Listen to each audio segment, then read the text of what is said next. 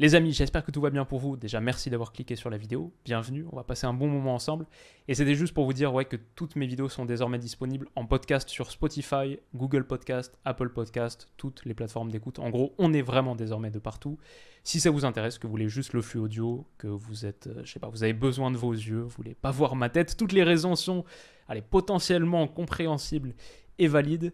Et les podcasts, eux, sont disponibles au même moment que la mise en ligne sur YouTube. Ça se fait quasiment dans la seconde.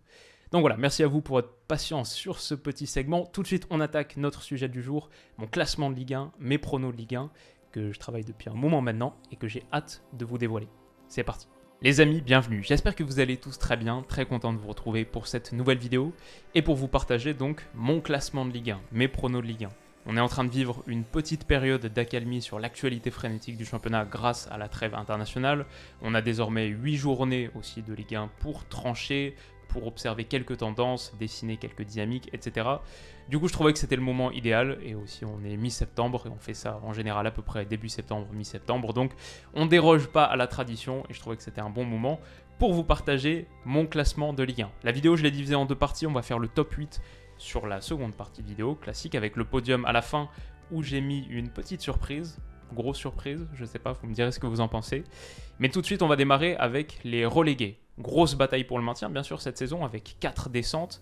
Donc ça va être assez excitant en bas de tableau. Et la première équipe que je vois descendre, la première équipe que je vois très déçue, évidemment, c'est l'AC Ajaccio. Pour moi, bon, l'idée, elle est simple, c'est que l'effectif n'est pas assez bon. Ils n'ont pas assez recruté cet été, je trouve, 300 000 € dépensés, alors que tu as perdu Gédéon Kalulu libre à Lorient, grosse perte, même on le voit là sur le début de saison des Lorientais, à quel point il est bon. Et Gaëtan Courtet aussi, ton meilleur buteur, comme je disais à l'époque il y a quelques semaines, le buteur talismanique de l'AC Ajaccio, vendu pour 600 000 € à Guingamp. Bon, ça fait qu'aujourd'hui tu te retrouves avec un effectif où c'est vrai, tu as pris quelques joueurs libres et des gars qui connaissent bien la Ligue 1, Johan Tousgar, Romain Amouma, Thomas Mangani, mais les trois cumulés ont 105 ans, ils ont 35 ans chacun, et ouais, juste je vois un effectif qui est trop pauvre. Alors il y a eu ce week-end une victoire hyper importante à Brest, 0-1, la première de la saison, notamment grâce à un but de Romain Amouma, donc celle-là elle va faire beaucoup de bien, peut-être qu'elle peut commencer à lancer une spirale positive. Il faut dire aussi pour Ajaccio que le début de saison était vraiment pas évident quand tu regardes le calendrier qu'ils ont eu, et que Pantaloni, à mon avis, va donner une mentalité de survivant, de combattant à cette équipe. Je peux le dire avec certitude, Ajaccio ne sera pas la pire défense de Ligue 1 cette saison. Au contraire, ils peuvent même être dans le top 15, top 14, top 13 des meilleures défenses, je pense. Par contre, offensivement, c'est vraiment pauvre. C'est la pire attaque de Ligue 1, tout court, avec 4 buts marqués seulement en 8 journées. C'est aussi la pire production de Ligue 1, avec 6,16 XG. C'est catastrophique. 4 points en 8 journées pour l'instant, malgré la première victoire ce week-end, ça reste un rythme de lanterne rouge. Ajaccio, pour moi, en sera pas trop loin à la fin de la saison. En tout cas, pour moi, trop loin de la 16e place. La première qui te sauve dans ce championnat de tous les dangers. Donc Ajaccio, je les vois descendre. Je vois aussi descendre Auxerre. Ils sont 16e pour l'instant, avec 7 points, 2 victoires en 8 matchs. Et c'est plutôt encourageant parce que le début de saison a été assez costaud niveau calendrier pour Auxerre aussi. Je les ai vus contre Lorient ce week-end, c'était vendredi dernier. C'était pas inintéressant au niveau production offensive, donc ils ont quelques arguments. Mais Auxerre, c'est un peu l'inverse d'Ajaccio, c'est qu'ils concèdent tellement de buts. Déjà 19 en 8 journées, c'est la pire défense de Ligue 1. Et avec 17,32 XGA, Expected Goals Against, ta production défensive en gros, c'est la deuxième pire de Ligue 1. Sur la durée, je vois un effectif qui est encore trop faible pour être parmi les 4 équipes qui se sauveront. Je mets aussi dans les descentes Clermont, ça c'est peut-être une surprise. Clermont, ils ont 3 victoires et 1 nul en 8 journées, 10 points. Ils semblent assez bien partis, un peu comme la saison dernière. Mais les chiffres avancés, là, sont vraiment catastrophiques. Énorme surperformance. Si on en croit les expected points, Clermont devrait avoir 4 points seulement, pas 10, 4, et serait bon dernier. En perdant Bayo, en perdant Salis Abdoul Samed, en perdant Zedatka, en perdant Outonji, ils ont perdu cet été un joueur clé par ligne, voire plus. C'est la seconde saison, on le sait, c'est toujours la plus difficile. Et malgré leur bon départ, je veux dire, la saison passée aussi, ils avaient fait un bon départ. Ça ne leur avait pas empêché de flirter très dangereusement avec la zone rouge. Pour moi, même s'ils sont bien partis comptablement, les chiffres avancés montrent qu'il y a des chances que ça tienne pas trop. Et je les mets du coup parmi les 4 équipes qui vont descendre. auquel j'ajoute, et là c'est un peu plus difficile, j'ai plus de mal pour le quatrième parce que nos usual suspects entre guillemets nous déçoivent. D'habitude on a tendance à parler de Troyes, de Lorient dans cette conversation. Troyes c'est une équipe qui est très cool à suivre cette saison, un petit peu comme ce qu'on disait en début de saison. Mama Baldé en feu, ça me fait vraiment plaisir. On a des vétérans qui marchent plutôt pas mal avec Tardieu et Ripard, des pépites excellentes à suivre vraiment, Wilson Odobert, Ike Ugbo, Ronny Lopez qui a été fait aussi cet été, donc ça peut être vraiment intéressant pour eux.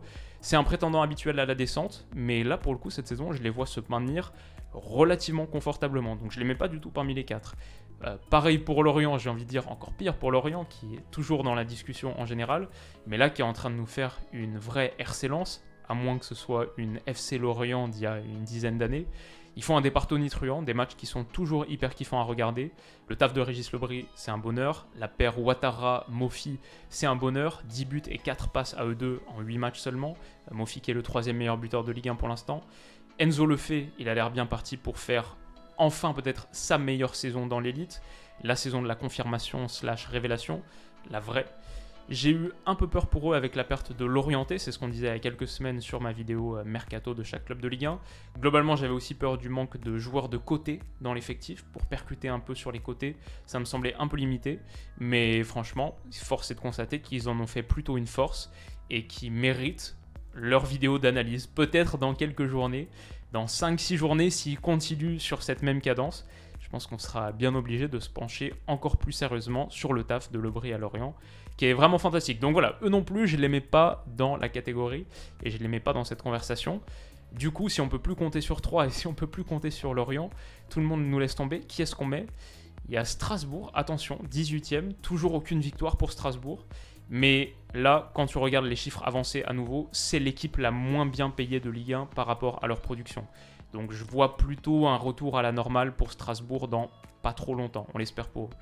Reims, c'est un peu flippant aussi, mais quand ils réussiront à finir un match à 11, je crois que sur les 8 journées de Ligue 1, il y en a 5 où ils ont 1 ou 2 exclus. Quand ils finiront un match à 11, je pense que leur père Junia Ito, Fodarin Balogun les sauvera, j'espère pour eux. Toulouse, je m'attendais à voir peut-être un poil mieux au vu de toutes les attentes qu'on avait sur cette super saison de Ligue 2, leur recrutement, etc. Mais pour moi, ils ont quand même trop d'atouts et un trop bon effectif pour descendre. Ça finira peut-être bas du ventre mou. Je pense que ça devrait aller pour Toulouse. Du coup, ce que je choisis, enfin, c'est Brest. Je pense que quand tu regardes Brest, c'est pas les pires, mais ils seront forcément dans le coin. Ils seront forcément pas trop loin de cette zone. Et là, j'ai peur que l'effectif manque un petit peu de qualité et de profondeur pour tenir cette bataille. Notamment, à nouveau, sur les joueurs de côté. Il n'y a pas beaucoup de latéraux, par exemple. Ça fait que c'est une équipe assez difficile à animer offensivement, qui a eu récemment, j'ai l'impression, la tendance à se présenter avec 4 défenseurs centraux sur sa ligne de 4. L'entrejeu est un peu pauvre aussi. La défaite contre Ajaccio, à la maison, ce week-end, ça me fait peur. Ça me fait dire qu'il y a une équipe qui est en grande difficulté. Et voilà, cette saison à 4 descentes, il y aura forcément des grosses déceptions et ça rend cette bas de championnat hyper excitante. Mais voilà les 4 que je vois dans cette conversation et que je vois descendre, si je dois me prononcer là, après 8 journées. Mon top 8 maintenant, on bascule sur la haute partie de tableau. Mon top 8, qui est-ce que je mets pas déjà ? Je mets pas Montpellier et je mets pas Nantes. Ils ont des arguments, mais je pense que la concurrence est trop rude. Je mets pas Lorient non plus. Je pense qu'ils seront pas loin, peut-être juste en dessous. Allez, entre la 11e et la 9e place. Mais même si ça se passe hyper bien en ce moment, j'anticipe quand même un petit retour à la normale où juste on va voir aussi les limites de l'effectif quantitativement notamment pour tenir la distance sur 38 journées. Bon, peut-être qu'ils nous surprendront, qu'ils finiront même top 8, mais perso je les mets juste un petit cran en dessous. À la 8e place donc, l'équipe que j'ai choisie, c'est Nice. Nice est hyper mal parti, ils sont 13e là avec 8 points. La production est mauvaise, il y a des résultats qui font peur, la défaite contre Clermont en début de saison par exemple, contre Angers ce week-end aussi, même si c'est un scandale d'être réduit à 10 aussi vite, que ça compte beaucoup dans la physionomie.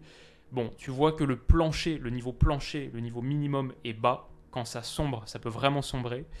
Maintenant, pour moi, ça reste une équipe, je les mets quand même dans cette première partie de tableau, parce que ça reste une équipe qui a une colonne vertébrale de qualité. Schmeichel, Todibo, Kefren Turam, la paire Laborde de Laurent Pointe.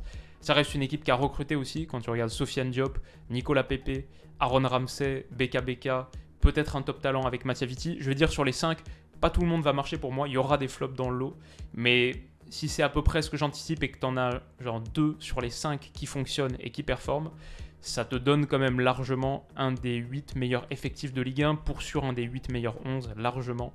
Donc voilà, je pense que là aussi il y aura petit rééquilibrage et que Nice peut pas vraiment faire pire qu'aujourd'hui. Comme on a dit, leur plancher là qu'ils montrent est si bas, mais leur plafond, je pense, il est 3 à 4 fois plus haut. Leur niveau moyen, il est 2 fois plus haut que ce qu'ils montrent là, sur ce qu'ils sont capables de réaliser. Je suis convaincu que Nice, en gros, va se mettre à la page, va se mettre à la hauteur du défi et va se mettre à marcher. Ils partent de plus loin que certains, ça c'est sûr.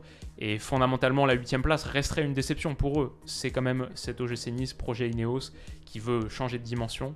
Mais entre 6 et 8, pas trop loin de l'Europe, c'est à peu près ce que je vois pour l'OGC Nice. À la 7e position ensuite, j'ai mis l'Olympique Lyonnais. Ça me fait mal de le dire bien sûr mon Noël, mais je veux dire les manques quantitatifs et qualitatifs sur la charnière centrale, ça peut coûter très cher sur une saison. L'effectif n'a pas été assez renforcé sur cette intersaison, c'est assez clair et je ne comprends pas pourquoi. Le manque de justesse dans le dernier tiers aussi, sur les choix qui sont faits, même la qualité technique. Pourtant, c'est ta zone de force, avec des joueurs très axiaux et la majeure partie de la qualité de ton effectif qui est concentrée sur ces postes avancés, joueurs offensifs, milieu de terrain et milieu de terrain qui produisent pas mal avec ballon. Pourtant, ça manque encore pas mal de justesse dans la combinaison et ça manque beaucoup de justesse à la finition. L'OL, comme sur les bases de la saison passée, c'est une équipe qui a beaucoup de mal à finir ses actions, qui est constamment en train de sous-performer. Et au bout d'un moment, c'est pas quelque chose, tu te dis, ça va se rééquilibrer, parce que c'est toujours le cas. Quand tu regardes les chiffres avancés, pourtant l'OL, c'est la 2e meilleure équipe du championnat de France, mais je vois pas de rééquilibrage venir, parce que tu finis toujours aussi mal tes actions. Ça n'a pas bougé. Ça m'inquiète, mais c'est pas le truc qui m'inquiète le plus. Le truc qui m'inquiète le plus, c'est que sur le terrain, collectivement, je vois une équipe qui est vraiment pauvre, qui produit pas assez collectivement. Un an après l'arrivée de Peter Bosz, ça me peine de le dire, mais je vois toujours pas une équipe qui presse et je vois toujours pas une équipe qui réussit à combiner des circuits préférentiels, des choses qui semblent travailler. Ça repose beaucoup trop sur la qualité individuelle. Et la qualité individuelle, il y en a, ça c'est pas trop le problème. L'entrejeu est bien fourni, les postes offensifs sont pas trop mal fournis. Maintenant derrière, ça craint, derrière t'es vraiment dégarni. Je pense que parmi les points positifs, il y a le retour des cadres qui peut-être vont impulser une petite révolte niveau mentalité. Je veux dire, Lacazette et Tolisso, ils ne sont pas revenus pour ne pas finir européens. Même parmi les nouveaux cadres, Maxence Cacré, il n'a pas prolongé jusqu'en 2027 pour ne pas être européen. Je ne suis pas sûr que Peter Bosz finisse la saison. Ça pourrait avoir un impact assez positif sur ce vestiaire, je pense. Je pense que l'identité lyonnaise qu'il y a dans ce groupe fait que mentalement, comme on a dit, ça ne va pas lâcher. Et je suis aussi assez exigeant avec mon équipe. Là, je les mets 7, aussi parce qu'il y a beaucoup de concurrence. Et j'ai envie d'en voir toujours plus. Aussi parce que la saison passée, tu finis 8e. Donc, tu vois, c'est pas... Maintenant, on est sur des profondeurs basses qui sont pas inexplorées pour l'Olympique Lyonnais. C'est possible de finir dans cette zone, alors qu'à l'époque, tu finissais 25 saisons consécutives dans le top 5, ou quasiment. Voilà, pour moi, ça va finir entre 4 et 7. Je pense que le podium en l'état est inaccessible, surtout vu la rivalité, surtout vu la concurrence qu'il y a pour ces positions. Je dirais que ça va finir entre 4 et 7. Et du coup, 7, c'est un peu ma position du moment, très pessimiste, qui voit les choses en gris, en noir. Mais voilà, c'est aussi le ressenti actuel. Ça pourrait aller un peu plus haut, mais il faut que des choses changent. Il faut que les choses s'améliorent significativement. Et il faut trouver des solutions, parce que collectivement, ce qu'on voit pour l'instant, c'est trop pauvre. Dites-moi ce que vous en pensez. Est-ce que je suis trop dur parce que c'est mon club, ou est-ce que c'est à peu près le positionnement actuel, ce que nous montre l'Olympique Lyonnais? Comment est-ce que vous voyez la suite de la saison? C'est marrant parce que l'OL, pour le coup, c'est un des clubs que je trouve, j'analyse le mieux techniquement. Au sortir d'un match, c'est toujours là où j'ai le plus de choses à dire. Quand tu vois les 50 matchs par saison, plein de trucs que tu sais décrire, que tu repères, etc. Par contre, sur l'analyse sur la saison, là, j'ai plus de mal à juger. Là, il y a plus de biais, de parti pris, et ils sont souvent plus négatifs que positifs. Donc, peut-être que je ne vois pas clair, mais c'est pour l'instant comme ça que je sens les choses. Aussi parce que, et on va y venir, la concurrence est féroce. À la 6e place, j'ai mis Rennes. Et déjà, là, on voit que c'est très dur de faire des choix sur ce top 8, et c'est encore plus dur sur ce top 6. Rennes, je les mets 6e. Rennes, c'est pas mal. Mais pour moi, ce Rennes ressemble pas assez, ce Stade Rennais ressemble pas assez au Stade Rennais de la saison dernière. On avait fait une vidéo il y a 6 mois, Rennes est la plus belle équipe de Ligue 1, et avec Lens, la réalité c'est qu'ils l'étaient, ils ont très bien performé, ça finit 4e à 3 points du podium, 66 points en 2021-2022, leur record absolu en Ligue 1. Donc il y avait une sacrée base sur laquelle construire, mais tu l'as peut-être un petit peu trop chamboulé au mercato estival. Quand on regarde la charnière centrale, je ne sais pas si c'est forcément le point le plus inquiétant, mais perdre Naïef Aguerd, ça demande un moment d'ajustement. je pense que ça va finir par marcher. Pour le coup, je suis pas si pessimiste par rapport à la charnière centrale.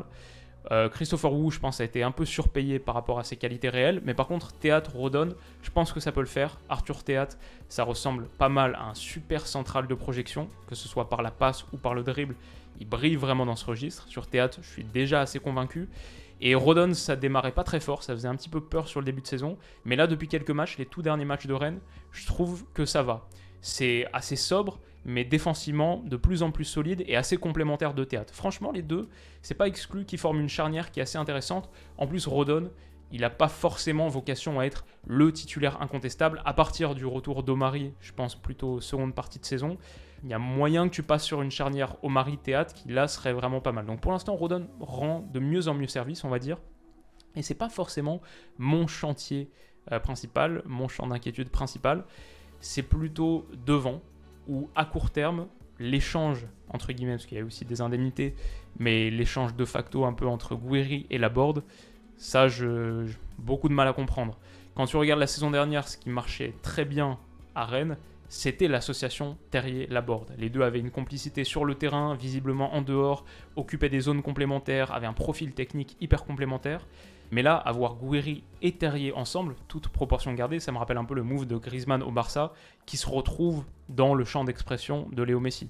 Gouiri et Terrier, c'est deux gars qui, même si tu leur donnes deux positions différentes sur le papier, sur le terrain, leur zone d'expression préférentielle, c'est un peu la même. C'est deux attaquants droitiers qui sont un peu des attaquants de demi-espace gauche, qui aiment beaucoup rentrer depuis l'extérieur vers l'intérieur, même sur les zones de frappe, c'est un peu les mêmes, aiment bien dégainer à mi-distance, aiment bien, quand ils rentrent dans la surface, enrouler pour aller chercher ce second poteau. Donc ça me semble assez peu complémentaire, et du coup tu te retrouves à devoir un peu chambouler ton système. Et on le voit, Bruno Genesio, ça me semblait assez clair que le 4-3-3 rennais de la saison passée, ça marchait super bien. Là, tu alternes entre ce 4-3-3, du 4-2-3-1 par exemple, là contre l'Olympique de Marseille ce week-end, du 4-4-2, peut-être contre Auxerre, peut-être contre Fenerbahçe aussi, où là tu essayes de les associer les deux en pointe, pour des résultats notamment contre Fenerbahçe qui sont assez mitigés. Donc non seulement les deux sont moins complémentaires, ont moins cette entente qui permettait aux deux, Laborde et Terry à l'époque, la saison passée, de briller, mais en plus je trouve que du coup, si tu te mets en 4-4-2 par exemple, ou en 4-2-3-1, tu commences à perdre de ta supériorité dans l'entrejeu, ce qui était aussi une des forces rennaises de la saison passée. D'ailleurs, je trouve Rennes vraiment moins dominateur au milieu qu'en 2021-2022. J'ai vu qu'en plus Santa Maria s'est fait les ligaments de la cheville, bon, apparemment Sheka arrive pour le remplacer. Voilà, ça me fait poser pas mal de questions, et du coup c'est dommage d'enlever une de tes certitudes de la saison passée. En sachant que des attaquants droitiers, en plus, t'en as déjà dans ton effectif. Doku, Souleymana, deux que t'espérais voir vivre leur saison de l'explosion, s'ils peuvent éviter les blessures, il y a quand même des si avec ces deux gars-là. Mais ouais, c'est dommage de t'être mis cette petite épine, même si je pense que le move, perdre Laborde pour prendre Gouiri, il est plus sur une optique de long terme, c'est un joueur que tu peux plus valoriser, qui peut t'apporter plus sur les saisons à venir. Peut-être c'est presque une anticipation de la vente de Martin Terrier l'été prochain, peut-être. Mais là, à court terme, et c'est ce dont on est en train de discuter, la saison 2022-2023, je trouve que c'est dommage. Alors après, voilà, on a aussi commencé à l'effleurer en citant tous ces noms, c'est que Rennes a quand même un atout, une grande force, c'est la profondeur de son effectif, la quantité de qualité qu'il y a dans cet effectif. T'as gardé Lovro-Mayer, déjà ça c'est une super chose, et t'as les petits jeunes qui poussent et qui montrent déjà beaucoup de bonnes choses. Désiré Doué, un des joueurs à suivre de la saison en Ligue 1, Leslie Ugochukwu pour sûr, Lorenz Assignon aussi, qui est un petit peu plus âgé que les deux, mais qui fait des entrées intéressantes. Voilà, il y a de belles choses, j'ai juste un peu peur que Rennes ait changé sa formule un poil trop vite, et ne capitalise du coup pas assez sur ce qui a été bien fait l'an dernier. Il y a aussi peut-être l'Europa League qui peut causer quelques problèmes sur la rotation de ton effectif. Larnaca, Fenerbahçe, Kiev, c'est 3 déplacements qui sont pas évidents. Fener bien sûr à Istanbul, Kiev alors ce sera pas en Ukraine mais c'est en Pologne. Bon, il y a des chances que Rennes aille au prochain tour parce qu'ils ont déjà 4 points en 2 journées. Donc l'Europe, ça peut être un petit problème aussi pour cette saison de Ligue 1. Et tu perds également plus de monde à la Coupe du Monde en hiver que d'autres clubs concernés par cette conversation du top 6. Tu perds Lovro-Mayer pour la Croatie, Souleymana au Ghana, t'as Théât Belgique, Rodon Pays de Galles ou Cameroun, peut-être Doku, même si c'est pas forcément parti pour Belgique. Donc ouais, je vois cet effectif qui est ok, quantitatif, mais je le vois assez éprouvé. Et peut-être que ça va te faire perdre un peu de cette force, de cet atout. C'est pour ça que pour Rennes, je mets une 6ème place qui serait forcément décevante, alors que tu as été si proche de la Ligue des Champions l'an passé, si proche du podium. Bon, Ça va pas se jouer à beaucoup, mais il faut faire des choix. C'est pour ça que je mets Rennes 6e. 5e place maintenant, j'ai choisi Lille. Alors, je trouve que Fonseca, c'est bien. Lille, c'est un peu l'histoire de cette saison. L'arrivée de Paulo Fonseca, on voit des choses qu'on n'a pas vues à Lille depuis un moment. Maintenant, comme tout coach qui a un projet de jeu ambitieux, ça va prendre un peu de temps à se mettre en place. C'est peut-être pour ça que je ne les mets pas plus haut que la 5e place. Pour chaque pas en avant, il y a aussi de temps en temps quelques pas en arrière, ce qui fait que pour moi, avec Fonseca, la trend, la dynamique, la courbe, elle est comme ça. Mais une courbe comme ça veut dire aussi des petits moments où tu redescends et des résultats qui sont, voilà, des résultats de progression, mais pas des résultats de comptabilité, pas des résultats qui te rapportent 3 points. Systématiquement. Globalement, la dynamique est positive. Comme j'ai dit, je crois en Fonseca. Je pense que Lille a montré un visage qui est plus souvent séduisant que décevant sur ce début de saison. Contre Auxerre, par exemple, contre Toulouse, contre Montpellier, j'ai vu du jeu. Même contre le Paris Saint-Germain, ce match qui a fait beaucoup parler, bien sûr la défaite 1-7. J'ai aussi vu du jeu sur ce match. J'ai aussi vu une équipe qui, honnêtement, a fait plutôt un bon match. Bien sûr, il y a des errements défensifs, bien sûr, il y a des problèmes défensifs. Si tu concèdes 7 buts, ok. Mais moi, c'est un match qui m'a, c'est peut-être un peu contre-intuitif, plutôt rassuré sur ce que Lille était capable de produire, surtout sur la première mi-temps. Alors forcément, le bilan statistique, il fait mal. Quand on prend 7 dans un match, ça ternit un peu tout ton équilibre par rapport à ça. Ils ont beaucoup de buts encaissés, forcément par la force des choses. Mais sur le front offensif, avec 16 buts en 8 journées, Lille a aussi son plus haut total depuis 40 ans. Et ça, je pense que c'est un bon indicateur, une bonne introduction à ce que Fonseca est capable d'amener à cette équipe. Si on regarde leur calendrier de début de saison aussi, et on doit le faire pour être juste dans le jugement, ils ont déjà joué Paris et ils se sont déjà déplacés à Marseille. Donc ça aussi, ça permet de mettre en perspective leur bilan comptable qui n'est pas le meilleur. Mais voilà, le début de saison n'a pas été évident. Ils ont encore des matchs costauds qui arrivent, c'est sûr. Sur les 6 prochaines journées, il y aura notamment Lorient, Lens, Monaco, Lyon et Rennes. Donc ça va être 6 journées pas évidentes du tout. Mais ça, c'est des matchs pour continuer à progresser, pour continuer à étoffer le plan de jeu de Fonseca, pour continuer dans l'adversité à construire ton projet. C'est un peu l'épreuve de feu. Je pense que ça peut passer. Tu construis ton groupe dans l'adversité, je pense que ça peut passer. Et au retour de Coupe du Monde, Clermont, Reims, Brest, Troyes, Clermont encore. Là, Lille peut lancer une super période avec un retour de Coupe du Monde où en plus, tu as conservé la plupart de tes joueurs. Qui sont les joueurs lillois qui sont concernés par la Coupe du Monde? Il y a en gros David et peut-être Thiago Diallo qui a été appelé là au dernier rassemblement par Santos. Fonte, je pense que c'est mort. Donc, c'est une équipe qui va moins souffrir aussi de cette période hivernale. Quand plein d'équipes vont perdre des points post-Coupe du Monde avec un calendrier chargé et compliqué, Lille qui ne joue pas de Coupe d'Europe et qui va avoir cet enchaînement de matchs-là, s'ils continuent à progresser dans les semaines qui viennent, moi, mon petit prono, c'est que fin janvier, ils seront pas loin du top 3. C'est pour ça que je les mets 5e. Je pense qu'ils avancent un petit peu masqués cette saison. Je vais dire ça va finir entre 6 et 4, et du coup, j'ai choisi 5. Mais attention à Lille, je pense qu'ils peuvent en surprendre plus d'un. 4e place, j'ai mis Monaco. Alors avec Monaco, je vais dire que collectivement, c'est un peu comme Lyon. Ça fait partie des équipes où collectivement, que ce soit sur la phase sans ballon ou la phase avec, c'est une des meilleures équipes où je vois le moins de choses. Donc collectivement, c'est pauvre. Par contre, individuellement, il y a beaucoup de matos. Et il y a un axe, notamment, c'est Disasi qui est en train de faire un très bon début de saison. C'est Mohamed Camara, je ne vais pas dire il a fait oublier Tchouaméni, mais il montre déjà pourquoi il a été recruté. Il est immense, la pieuvre, le gars que j'avais, je ne vais pas dire conseillé, mais que j'avais mis dans ma vidéo à l'époque, le joueur que chaque club de Ligue 1 doit recruter, parce que ce qu'il avait montré, notamment en Ligue des Champions contre le Bayern, c'était fantastique. Son activité, même ce qu'il fait avec ballon. Ouais, Mohamed Camara, c'est vraiment pas mal. Je pense que Youssouf Fofana revient à un bon niveau aussi après une saison dernière qui était compliquée, surtout peut-être première partie de saison. Mbolo qui a été pris, voilà, avec Disasi, Camara, Mbolo, tu as un axe athlétique impressionnant sur des registres totalement différents. C'est pas juste, c'est des joueurs puissants, etc. Disasi, c'est puissant, c'est un rock, beaucoup de qualité. Mohamed Camara, c'est le niveau athlétique d'activité, l'endurance, 3 poumons. Et Mbolo, en pointe, pour bouger son vis-à-vis, pour jouer en déviation, mais en plus la qualité technique, ce combo athlétique plus technique, capacité à finir dans la surface, vraiment là tu as une colonne vertébrale très solide sur laquelle tu peux faire beaucoup de choses.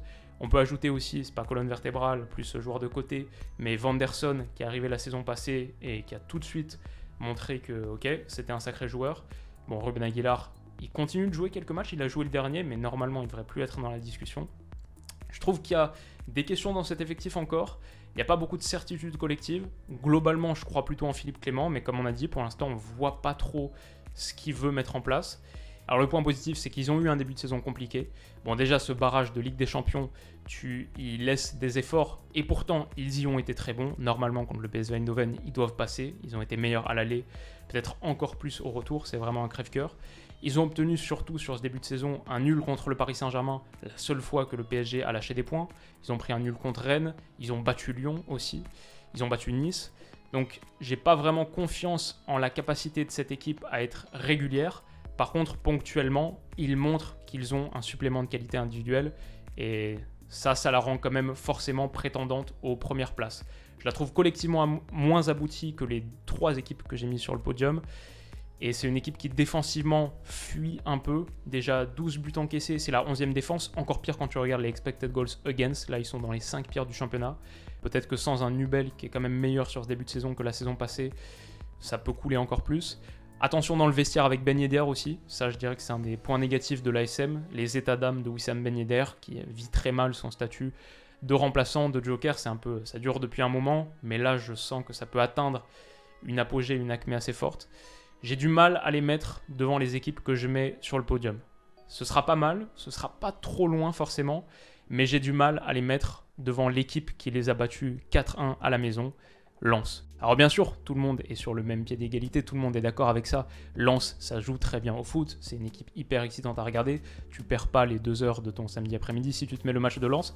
Mais la question c'est, est-ce que ça peut aller plus haut? Est-ce que cette équipe peut se transformer en équipe qui va chercher le top 3 de Ligue 1, qui performe, qui écrase, qui est hyper constante sur 38 journées? Moi, ma réponse à ça, c'est oui. Je vois une équipe qui cet été, ok, a consenti à quelques départs majeurs, Klose, Doucouré, Kalimundo, ok, mais qui s'est très bien renforcé. Avec Loïs Openda, c'est top. Avec Salis Abdoul Samed, c'est top et on le voit déjà. Avec Brice Samba, c'est top et on le voit déjà.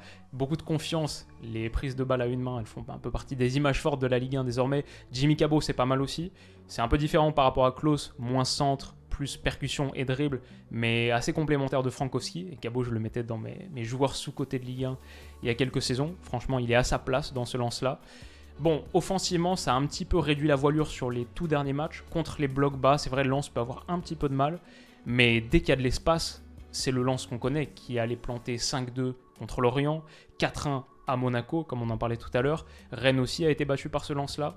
Et défensivement, c'est devenu très costaud. Lens, c'est la 3e meilleure défense de Ligue 1. Lens, c'est la 3e équipe invaincue de Ligue 1, derrière Paris et Marseille. Avec Paris et Marseille, les 3 sont invaincus. Lens, c'est une équipe qui reste sur 18 matchs consécutifs sans défaite, si tu prends les matchs de la saison passée aussi, les fins de saison passée. Et Franck Hez, le jeu de Franck Hez, c'est une constante. Il n'y a aucun signe que c'est en train de faiblir. Au contraire, Lens est en train d'ajouter 2-3 trucs par-ci par-là, 2-3 vitesses sur sa qualité collective. Bollard, c'est une constante. L'année dernière, Lens faisait partie des meilleures équipes à domicile. Cette année, c'est la meilleure équipe à domicile. 4 matchs, 4 victoires. Ce Lens-là, je le vois encore meilleur que les saisons précédentes. Et je vois quelque chose mentalement qui est en train de se construire chez cette équipe. On ne va pas se satisfaire d'une nouvelle 7e place. 7e en 2020-2021, 7e en 2021-2022. Cette fois, c'est l'occasion de frapper un très grand coup. Et Seko Fofana, par exemple, qui a prolongé à Lens, le signe fort, il n'a pas prolongé pour finir 7e à nouveau. Cette année, Lens va finir top 5, j'en suis certain. Et moi, je les vois même aller un cran plus haut que ça, aller décrocher la 3e place, la place potentiellement qualificative pour la Ligue des Champions. Il y a toutes ces choses-là. Il y a le fait que Lens ne joue pas de Coupe d'Europe cette saison. C'était déjà le cas les saisons précédentes, mais là, par rapport à leurs rivaux sur ces places-là, ça peut faire une vraie différence. Et il y a aussi un truc qui est très fort, c'est que Lens a déjà un beau matelas de points. Ils ont déjà 4 points d'avance sur Monaco. Ils ont déjà 5 points d'avance sur Lyon et Lille, 6 sur Rennes.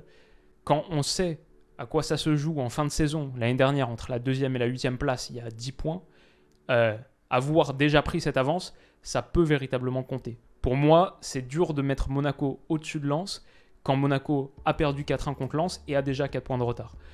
En plus de la qualité collective qui a juste rien à voir entre les deux formations, même si individuellement, c'est un peu moins bon peut-être à Lens qu'à Monaco. Donc voilà, je vois un vestiaire qui cette année veut faire très mal, qui veut capitaliser sur sa production passée, construire sur cette base très solide pour tout déchirer. Je vois Seko Fofana en leader mental de cette équipe. Et peut-être attention à la Coupe du Monde. Frankowski et sans doute Buxa vont aller avec la Pologne. Medina a été appelé pour la première fois là, il y a quelques jours, pour la première fois depuis 2 ans, avec l'Argentine donc. Jean Onana de retour avec le Cameroun. On a Loïs Openda qui a été pris en remplaçant de Lukaku, à voir s'il fait la Coupe du Monde, mais c'est pas impossible. Mais voilà, comme on l'a dit, pas de Coupe d'Europe, un collectif hyper stable, hyper solide, qui progresse encore. Et je pense mentalement une envie déchirante de là vraiment concrétiser ce qu'on voit de bien depuis quelques années. Lens est mon troisième. Le Dauphin, par contre, c'est l'Olympique de Marseille. Bon, c'est pas trop une surprise maintenant qu'on a parlé de tout le monde. Évidemment, l'OM est deuxième, l'effectif est pléthorique. Je pense que la quantité de joueurs qu'il y a à Marseille, la quantité d'armes que Tudor a à disposition, et qui l'utilise assez bien pour l'instant. Je trouve une bonne rotation à Marseille, qui garde tout le monde concentré, concerné. Tavares et Klose sur les côtés apportent ce dont l'OM manque depuis un bon moment. Klose, depuis quelques matchs, c'est un peu moins bon. Tavares, on voit les errements défensifs, mais ça reste une upgrade significative par rapport à ce qu'il y avait l'année passée, où tu finis déjà deuxième. Donc je vois pas vraiment de raison de les déclasser. Sanchez, ça a l'air pas mal, déjà le meilleur buteur en Ligue 1 pour Marseille. Luis Suarez, on en avait parlé, je ne suis pas extrêmement convaincu, mais c'est une arme dans la profondeur. Voilà, il y a quand même des gars où je ne suis pas totalement certain de ce qu'ils vont apporter. On parle de Luis Suarez qui a un peu un manque de qualité, un peu limité techniquement. Verretou, je ne suis pas convaincu sur ce que je vois pour l'instant. Je trouve que ça reste très neutre. Et je ne pense pas que c'est des joueurs qui sont calibre Ligue des Champions, ça c'est sûr. Même niveau OM, je ne suis pas certain que c'est des gars qui doivent rentrer dans le 11. Mais il y a tellement d'options possibles que tu peux avoir des méformes, tu peux avoir quelques gars qui ne fonctionnent pas, qui ne marchent pas, que tu revends l'année prochaine ou dont tu ne prolonges pas le prêt. Pour moi, l'OM a la qualité pour finir podium et la quantité pour finir dauphin sans trop de soucis. Collectivement, ce que je vois, c'est mieux que Lyon et Monaco. C'est bien mieux, c'est pas toujours abouti et réussi, mais il y a beaucoup plus d'idées et beaucoup plus d'intentions. Et je vois une équipe qui est collectivement bien plus capable de progresser et qui déjà là même sur son niveau collectif est supérieure à ces versions de l'OL et de l'ASM. C'est une équipe qui est toujours très difficile à battre, ils ne sont pas invaincus en Ligue 1 pour rien. Donc pour moi, ils sont d'assez loin favoris pour cette seconde place. Maintenant, ce que je veux voir avec Marseille, c'est l'Europe. Un peu comme le PSG à la première place. Ce que je veux voir, c'est l'Europe avec un double affrontement, une double confrontation contre le Sporting là dans quelques jours, qui est hyper importante et qui peut en plus te servir en Ligue 1. Si l'OM se défait un peu de ses démons, de ses fantômes par rapport à ses performances en Coupe d'Europe, cette historique là qui se traîne depuis un moment, je pense que ça peut encore plus te libérer en Ligue 1 et rendre cette équipe vraiment très difficile à battre. Voilà pour Marseille, première place, le Paris Saint-Germain. Alors on trouvera toujours des problèmes au PSG, il y a toujours des choses qui peuvent être mieux faites, il y a toujours des choses qui arrivent un peu ex nihilo, ça fait partie du jeu aussi quand tu es autant étudié, scruté, ça vient avec l'aura du Paris Saint-Germain. En attendant, le PSG en Ligue 1, c'est la meilleure attaque, c'est la meilleure défense. Sur les temps de passage, si tu prends les chiffres, leurs chiffres, et que tu multiplies par 4,75 pour atteindre les 38 journées, sur les temps de passage, ils vont faire un championnat à plus de 100 points, à 120 buts marqués, 124 je crois, 19 encaissés. Ils feront pas ça, mais c'est juste pour situer leur dynamique comptable actuelle. Pareil en Ligue des Champions, tu as deux performances. Sur les deux performances, tu as peut-être une bonne mi-temps. La première contre la Juve, tu as quand même 6 points et 2 victoires. C'est peut-être le plus marquant, c'est que même sur ces matchs où ils sont pas bons, ils gagnent, ce qui signifie la marge de progression qu'il leur reste. Et bien sûr, le trio offensif, c'est un peu l'histoire de ce début de saison, est assez spectaculaire. Bien sûr, Mbappé pourrait être plus partageur. Parfois, il prend un peu trop de jeu à son compte, tente trop de choses qui sont pas les bonnes choses, c'est pas ce que le jeu veut et demande. En attendant, il a quand même 7 buts en 8 journées. Neymar, bon, c'est un tout autre Neymar qu'on retrouve. C'est un Neymar qui arrive pour faire mal. Sur 8 journées, 8 buts, 7 passes D. Messi, 4 buts, 7 passes. C'est pas en Ligue 1 qu'on les attend, donc c'est pas vraiment intéressant de prolonger la réflexion pendant longtemps. Et même sur Christophe Galtier, c'est vrai qu'on a vu des choses qui sont bonnes, peut-être un peu surprenantes, mais moi-même, mon analyse, j'ai pas envie de vraiment la livrer avant février, mars-avril. C'est là qu'on va vraiment voir ce que cette équipe a dans le ventre. Pour la Ligue 1, ça fera largement premier. La question maintenant, c'est est-ce qu'ils peuvent être invincibles ? Si je dois me prononcer, je dirais plutôt non. Je pense que sur la pression, sur les espaces que tu laisses dans ton dos, entre tes milieux relayeurs et cette défense à 3, il y a encore des choses. Tactiquement, tu peux voir plein de choses. Et il te manque au moins un défenseur central pour avoir de la quantité. Quand un des 3 se blesse, t'es assez mal. Mais voilà, évidemment, ce sera largement suffisant pour finir champion. Voilà en gros pour ce classement. Si la partie prono, c'est celle qui vous intéresse le plus dans cette vidéo, avec mon sponsor BetClick, comme vous le savez, vous avez toujours 100 € de bonus à l'inscription avec le code promo WILOU, donc votre premier pari remboursé à hauteur de 100 € en free bet si perdant. Les deux choses que j'ai sorties de ma longue liste de prévisions là, de Madame Irma, les deux choses que j'ai sorties qui peuvent être intéressantes niveau cote, c'est Clermont relégué à 3, Comme on l'a dit, les chiffres comptables là pour l'instant, ça a l'air pas trop mal, mais les chiffres sous-jacents avancés font un peu peur. Donc ça pourrait être une surprise, c'est pour ça que la cote est aussi haute, mais à mon avis, ça peut être un truc qui se produit, surtout avec 4 descentes. Et Marseille placé entre la première et la troisième place à 1,65. Pour moi, c'est sûr que Marseille va finir sur le podium et quasi sûr seconde place. Du coup, 1,65, ouais, pourquoi pas, c'est pas si mal coté. Pour cette chose-là, si ça vous intéresse, code promo Willou, je vous mettrai le lien qu'il faut en description. Et bien sûr, je rappelle que les paris sportifs, c'est uniquement si vous êtes majeur, responsable. Voilà, je ne suis pas votre père, mais soyez responsable dans la pratique du pari sportif avec maturité et parcimonie, on va dire. Merci à vous d'avoir regardé cette vidéo. Si elle vous a plu, n'hésitez pas à mettre un petit pouce bleu. On se retrouve dans quelques jours pour un truc similaire sur la première ligue avec Stan, dans le cadre de notre émission avec Stan, ça va être génial. Et les prochains épisodes de Mondial qui arrivent, les matchs de l'équipe de France analysés. Beaucoup de contenu là, sur les 5-6 jours, ça va être un peu une folie.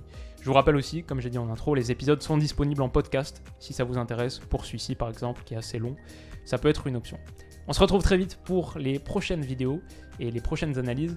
D'ici là, comme d'habitude, prenez soin de vous et de vos proches, passez une excellente soirée, et on se dit à bientôt. Bisous.